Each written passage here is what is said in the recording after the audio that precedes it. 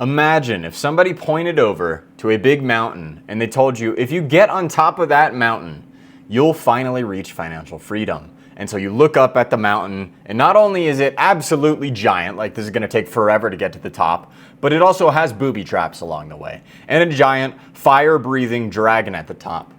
If that happened, you'd probably look for an easier path towards financial freedom, right? And this is what most people think about growing a YouTube channel. That they have to start here and dodge all these booby traps to finally get to the top. It's impossible, basically. They think it's impossible. So it makes sense that most people don't even start, or they give up as soon as they get bored or frustrated from the lack of results.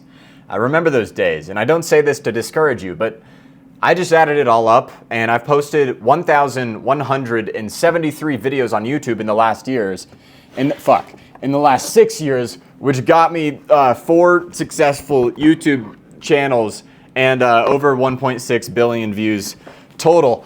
Okay. And YouTube doesn't feel like a giant mountain with booby traps anymore. It actually feels pretty easy. And so in this video, we're gonna cover 2 things. 3 reasons YouTube feels so random, unpredictable, and annoying, and the best way to fix it. That's it, 2 things. By the end, you should feel more clear about what to do moving forward so you can grow your channel and get leads. So, 3 reasons YouTube feels so random, unpredictable, and annoying. Number 1, you don't systemize production. So a system is a set of connected parts that work together to produce a consistent outcome. That's what a system is, if you didn't know. If getting customers from YouTube is the outcome that you want, you need a system in place to get it. No shit. Before someone becomes a customer, they have to become a lead. No shit. And before they become a lead, they have to become a viewer. No shit. I hope I'm not saying no shit, but you're learning stuff. I'm hoping this is common sense. And so first, they just need to click on your video. That's the first thing that needs to happen, okay? What I'm doing is breaking this down into simple steps, because steps make up the system. Because of this, the first part of my content creation system is creating the idea, title, and thumbnail. Because if they don't click, they don't watch. Full stop, period.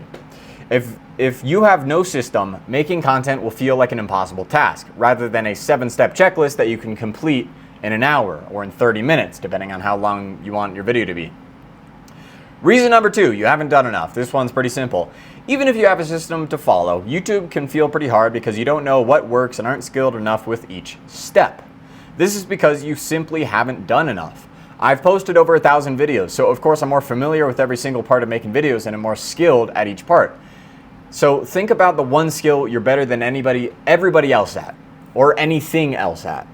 Why doesn't it seem like an impossible task to perform? Whereas other people, when they try to do this thing that you find so easy, they get overwhelmed, they get confused, they get frustrated, they're like, this is stupid. It's because you've done it a lot. That's the difference. Number 3, you don't understand analytics. So this either comes from insufficient data or a lack of knowledge. So CTR, click-through rate, AVD, average view duration, and APV, average percentage viewed, matter most. But there's plenty of nuances with each. If 2 people see my video in 1 click, I have a 50% CTR, which is fucking unheard of. Nobody gets a 50% CTR unless 2 people see the video in 1 click on it, right? But the video got 1 fucking view, and so obviously it's not good. Just like if 1 person clicks and watches my entire video, I have 100% AVP, average percentage viewed. Because the 1 person that watched the video watched the whole thing. But if you don't understand the nuances of analytics, you'll repeat things and stop things that aren't actually the factors that affect anything. So essentially you're wasting time and effort on shit that doesn't matter. And you don't want to do that because that's frustrating. So here's the best way to fix it. First, you want to simplify and systemize production. So cut out shit that you assumed you needed. Often this is a word-for-word script. People think they need this word-for-word script, so they either spend hours doing it, get fucking bored. Unless you love writing, then sure, go ahead, write a word-for-word script. Sometimes I like doing that.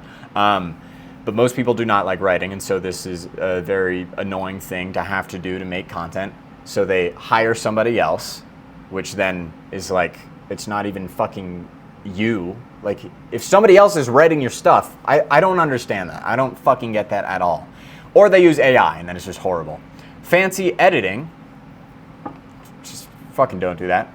Or like 10 examples for each point. So just cut shit out that you assumed you needed, but don't really have a reason. Think like, why am I doing this? And what you can do is you write down everything you currently do. You look at what takes up the most of your time, and you think, why do I do this? Do I just assume that I have to do this? Why do I actually have to do this? Everybody does it. Oh, does everybody do it? No, the 2 people I've watched on YouTube have done it. So many people do shit that they just assume they have to do. And it's really just a waste of time. So you also need to make a production checklist. And so here's a very simple one. So, packaging, planning, recording, and post-production. Those are really the only things you need to do. Sometimes you don't even need post-production. So packaging, idea, title, thumbnail. Planning, brain dump, organize, finalize. Recording, lighting, and audio check. Post-production, edit, and then watch it for mistakes.